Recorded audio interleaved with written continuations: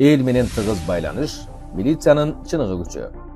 Akırkı yıl içinde milisiya koğumçuluk menen açık mayak жүрgüzүүnü жаңы dengелge çıgardı. Өлkөнүn бардык аймактарында forumlar, el menen жолугушуулар жана семинарлар өткөрүлүп, жарандар менен түз байланыш күчөтүлдү. Бул иш-чараларда коомдук тартипти сактоо, мыйзамды урматтоо жана кылмыштуулуктун алдын алуу маселелери талкууланды.